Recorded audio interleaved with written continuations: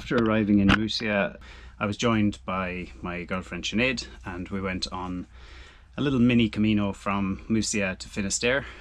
So for sure the hardest two videos I've had to make are the first one and now the first one after my crossing, which it's very hard to make a video after that because now it's like back to a travelogue where everything that everybody liked about my last three videos is not going to be really present. I initially thought about creating a second channel just for my travelogue. However, I think I've decided to keep it all in one place, and do appreciate that the vast majority of you will be here for the solo ocean sailing, not for me blogging about my travel up and down the coast of Spain. It'll be pretty clear when the video is a solo offshore passage. My next one is probably going to be the Canaries to Cape Verde, because I think Sinead is going to be with me to Madeira and from Madeira to the Canaries. New skipper on the helm.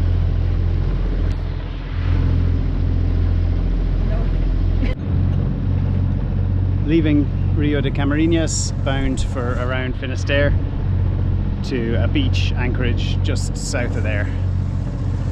So we were anchored for the night by really beautiful anchorage in there in the Rio. It was very, very still and settled. We just went ashore and had lunch. And heading off. It's about 2:30. Hopefully be in by 8, 8:30 this evening.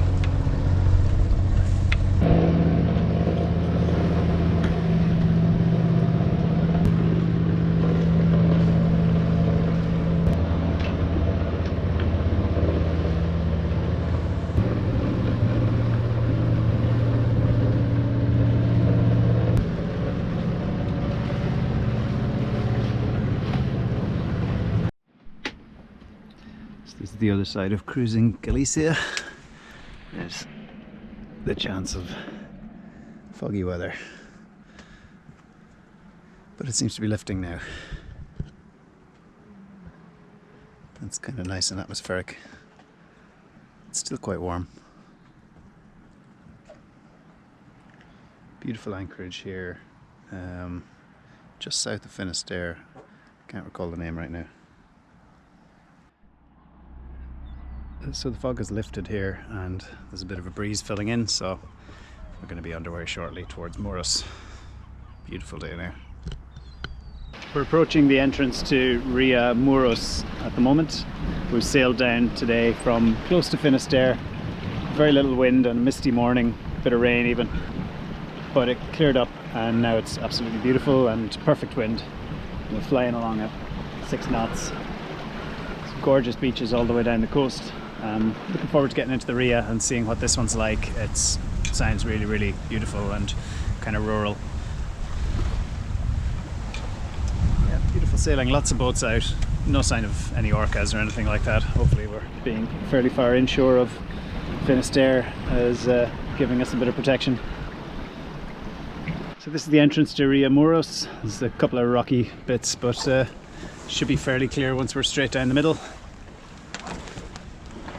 Really, really beautiful day, and the water and wind look calmer inside, which will make for very pleasant sailing on a kind of a close reach up the Ria. Say hello, Sinead. Show the sails. Oh, show the sails. The sails are there also. Approaching Muros Marina. It's a gorgeous Ria. Really, really, really pretty. Looking forward to getting into town, seeing what it's all about.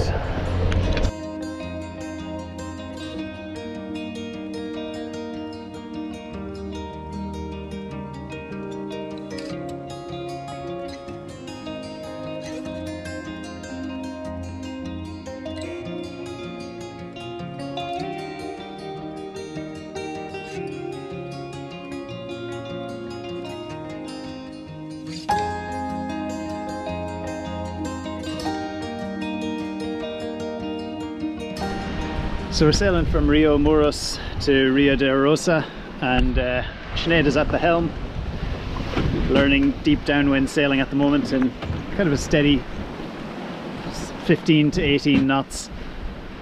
We're staying inshore of lots of rocks and obstructions to try and avoid orca interactions, and all the other boats around the coast seem to be doing the same, so far so good.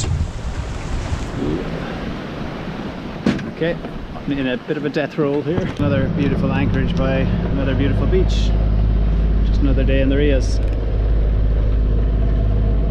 We're in Arousa at the moment, and first impressions are very positive. Beautiful looking beach. It's a little bit built up looking, but I'm sure there'll be other places in the Ria that are much quieter. For a first stop, it's nice and handy, close to the entrance, and should be a pretty easy place to anchor. There's loads of room all along the beach, so I think I spot a gap already that I'm going to head into. This is the biggest of the Rias and possibly the most interesting according to the pilot book, so we'll definitely spend at least a week here pottering about, swimming and enjoying the beach life.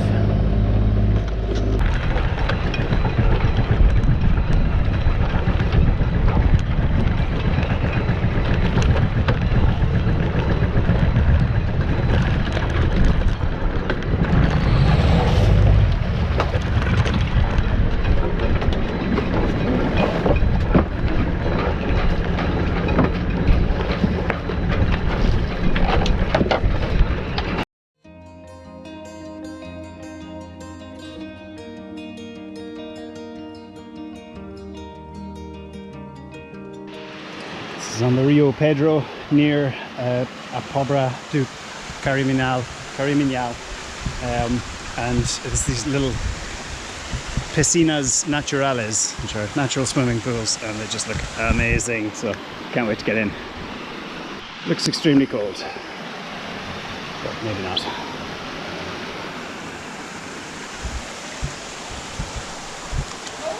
No, it's actually quite nice. Jesus. Slippy though.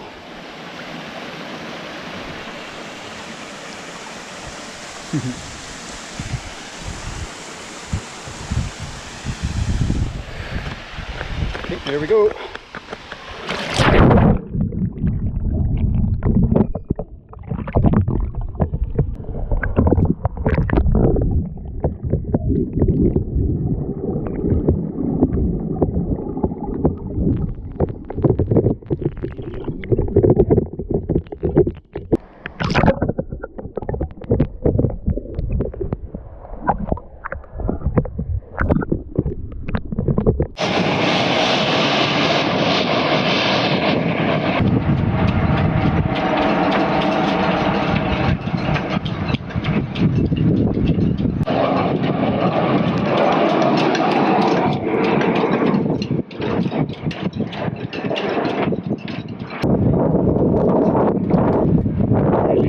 Really frightening.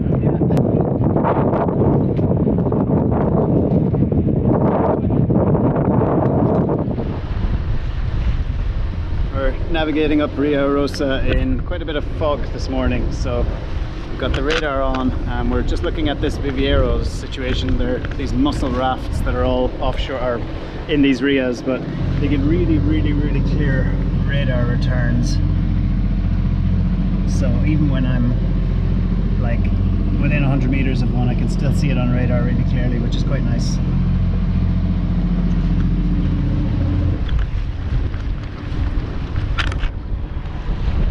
And the fog isn't that thick yet. We can still, you know, a few hundred meters visibility in at the moment, and while it does get thicker and thinner, it doesn't seem to have come right in for quite a while, so hopefully we'll get up to where we're going handily enough.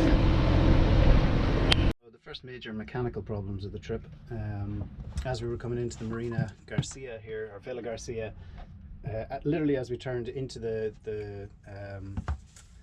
fairway to come up to our slip, the engine just started making this horrible grating noise when I was in forward, after having gone astern, possibly overly heavily actually now that I think about it, and it looks like the shaft has completely come disconnected from the transmission coupling. So the flexible coupling is the white disc that you can see there, and you can see that the bolts are not in the transmission flange. So either the bolts have sheared, which I think is what has happened, all of them, which is weird, or they've somehow come unscrewed, but I think the bolts have just sheared. So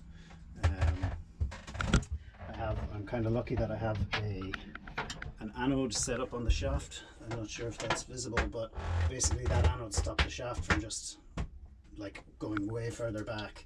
It wouldn't have exited because it's still in the transmission or the shaft coupling, but yeah, glad I have that. So I have to take that off now and try and find new bolts and maybe try and figure out why it's sheared. It could be an alignment issue, but I'll take the opportunity to realign the engine while I have the coupling disconnected.